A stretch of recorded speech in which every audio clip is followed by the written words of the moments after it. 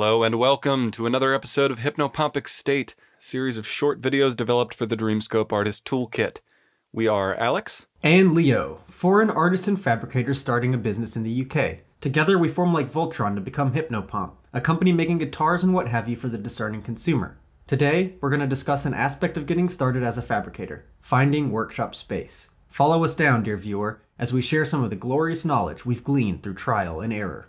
So you've seen the endless supply of YouTube videos on the subject and you want to start integrating crafting into your daily life. Great. Whether it's as a fulfilling hobby, a lucrative side hustle, or a full-time profession, you'll need to figure out exactly where you'll be doing it. The making itself is the easy part. There are enough videos to occupy several lifetimes covering anything and everything that you might want to create. At the end of the day, you just need to get out there and start making mistakes.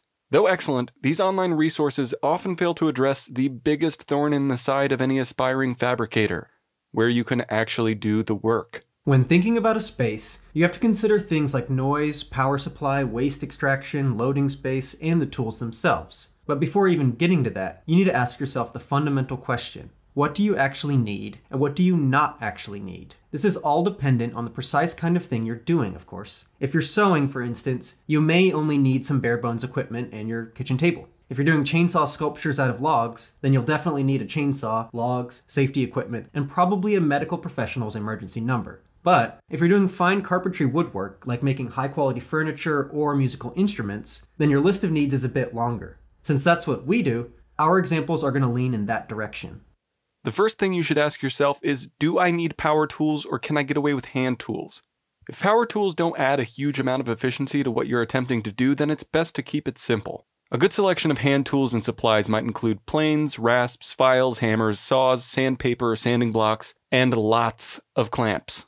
You probably won't have to worry about noise or nearly the mess you would with power tools. You may even be able to outsource some of the heavier duty work, like if you're getting your wood from a timber supplier. They'll be able to cut it to your specific dimensions and plane it all around for you, saving backbreaking and time-intensive hand labor. However, if you're looking to integrate heavy-duty power tools into your fabrication process, the most efficient way to start out is not to spend tons of money on tools and space, but instead to find a pay-to-play workshop in your local area in order to figure out your workflow before you invest. When on the hunt for such a space, you should be focusing on 4 important things: distance, price, selection of tools, and quality of tools.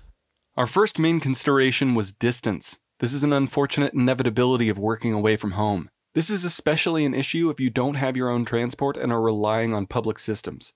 When working with wood, you will inevitably have, well, wood. Wood that you have to lug with you to the space and then back home if you don't have storage where you work. As we learned, this can be backbreaking if you are trying to use your time efficiently and do a lot of work on a lot of wood at once.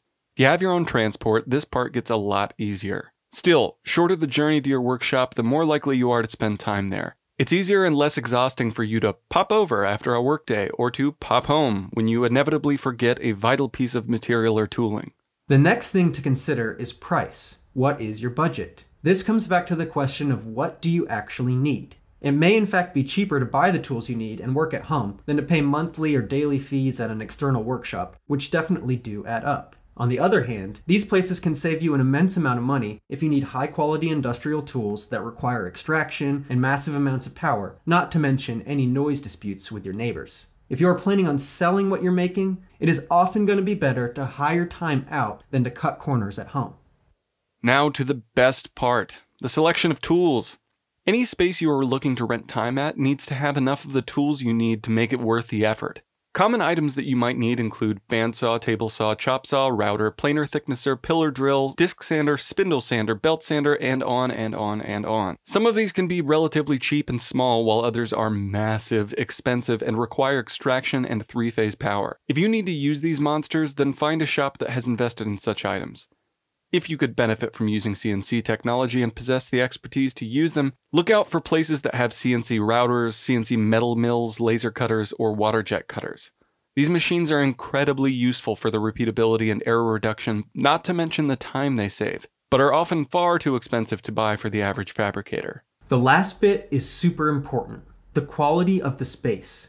A workshop could have the newest models of every single one of the tools we just mentioned, but if they are not cared for often by someone with expertise, they quickly become useless lumps that can't even function as paperweights. We fell into this trap when we just started. Our first rented workshop space seemed a dream come true, incredibly cheap, close enough to home, and with a wide selection of tools. However, upon further investigation, we found that many of the tools we needed were out of commission, and had been for months. Now, while having that space is still nice, we found that doing the bulk of our work at a more professional space was better in the long run. If possible, cook up a checklist before you investigate a space to ensure everything you need is in tip-top shape and that the people running the space aren't just nice, but also professional.